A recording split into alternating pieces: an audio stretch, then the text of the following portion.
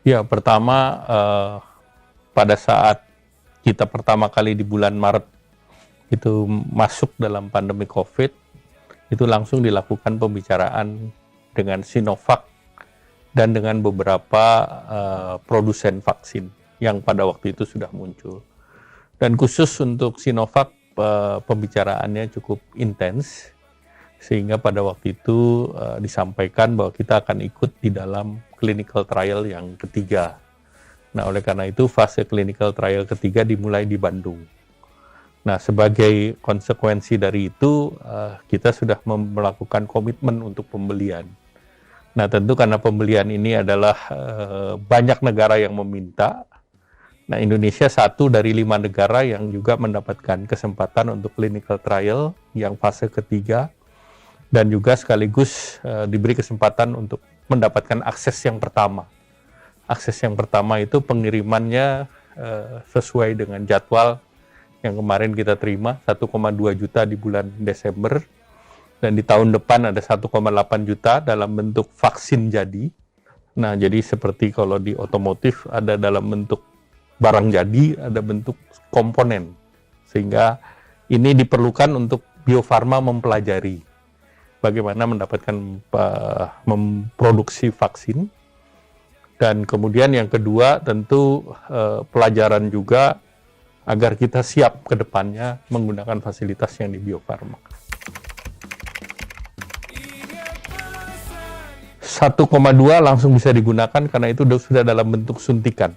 Nah, sesudah itu kita mendapatkan 15 juta di bulan Desember dalam bentuk bahan baku.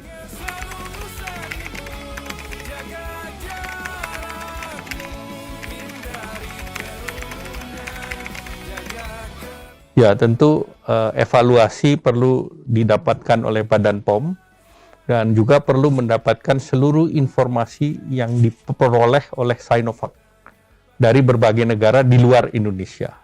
Dan tentu ini di-compare dengan penelitian yang dilakukan di Indonesia, di Bandung, yang tentunya ini kita melihat ada waktu untuk meyakinkan bahwa ini mempunyai efektivitas dan juga aspek keamanan dan juga aspek terkait mutunya dan prosentasi keberhasilannya berapa persen.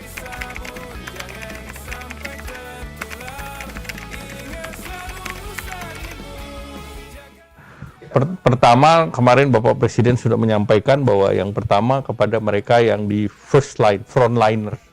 Nah, frontliners itu adalah tenaga kesehatan, dokter, perawat, nah tentu aparat, baik itu kepolisian maupun TNI. Nah, berikut yang tentunya dilihat level berikutnya adalah mereka yang rentan. Tapi yang pertama itu adalah yang tadi, tenaga kesehatan, polisi, tentara, dan mungkin Satpol PP dan yang lain.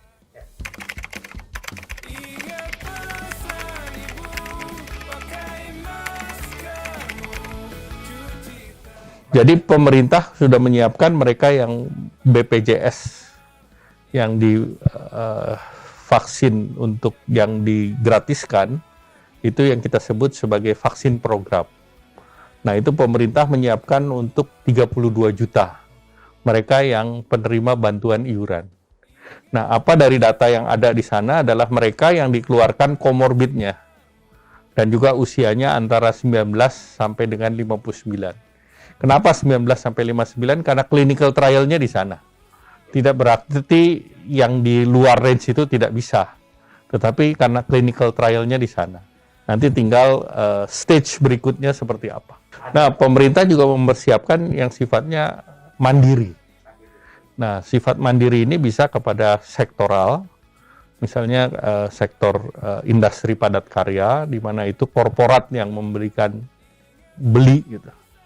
Nah, itu bisa juga berdasarkan industri itu, kita cek dari BPJS Tenaga Kerja di sektor pariwisata, di mana korporasi juga yang bisa untuk melakukan pembelian untuk karyawannya.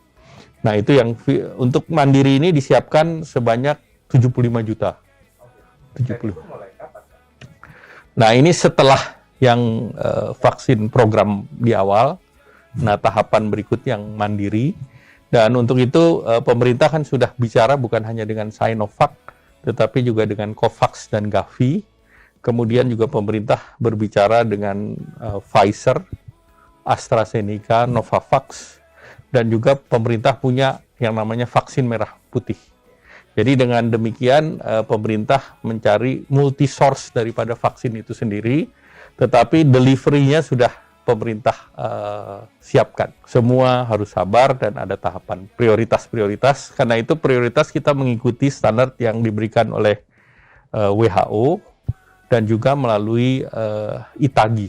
Jadi mereka yang expert di bidang itu.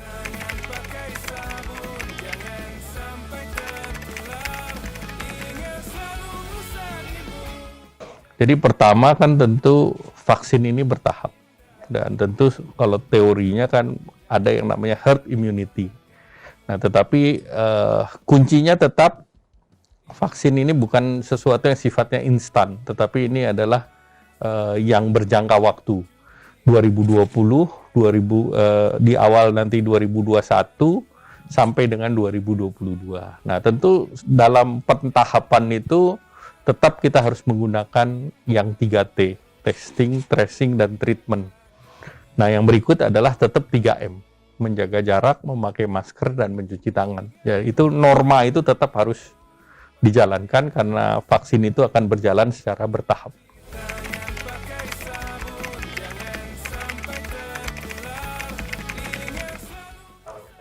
Kalau uji klinis kan nanti ke masing-masing ada yang bekerja sama, misalnya dengan Bio Farma yang dengan Universitas Padjadjaran Bandung. Kemudian nanti ada Universitas Gadjah Mada juga akan melakukan clinical trial dengan kerjasama dengan salah satunya dengan Taiwan misalnya, dengan Adimun. Kemudian nanti di Universitas Indonesia dengan yang lain, ada sebuah perusahaan Amerika yang juga sudah menyiapkan. Nah, masyarakat yang ingin berpartisipasi dalam clinical trial ya tentu bicara dengan universitas-universitas yang menyelenggarakan clinical trial karena biasanya itu dilakukan oleh fakultas kedokteran di masing-masing universitas tersebut. Kuncinya tentu semuanya dikoordinasi oleh Kementerian Kesehatan dan Badan POM karena untuk uji klinis itu perlu persetujuan dari Badan POM.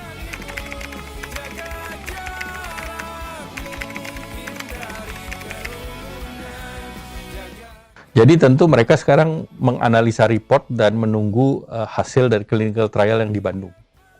Nah, fase 3 clinical trial diharapkan pertengahan bulan Desember ini selesai datanya, sehingga mereka butuh 1-2 minggu untuk menganalisa data, meng-cross-check dengan data-data di negara lain.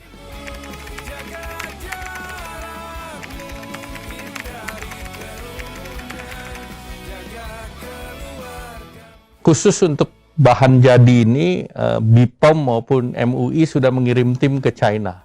Jadi mereka sudah melihat cara pembuatan obat yang baik di pabriknya di China.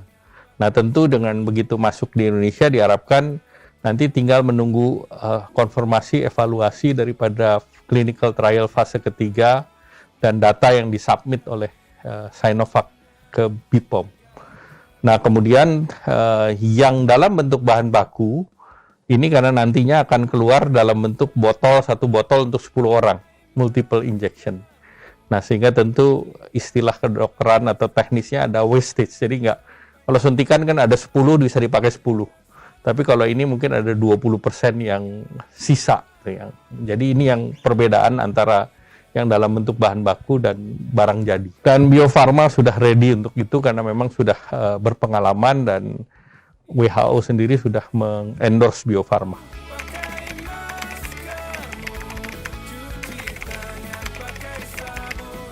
Pertama yang kita persiapkan ini kan untuk 32 juta plus 75. Nah itu kira-kira mendekati 65% daripada penduduk kita. Nah tentu nanti kita akan dorong lebih luas lagi sesuai dengan tahapan. Karena ini semua kan bertahap. Kita melihat efektivitasnya, kita melihat juga prosentasi keberhasilan, dan ini sambil kita lihat emergency use ini aplikasinya, sambil berjalan tentu kita mempunyai pengalaman untuk melakukan vaksinasi secara lebih massal lagi.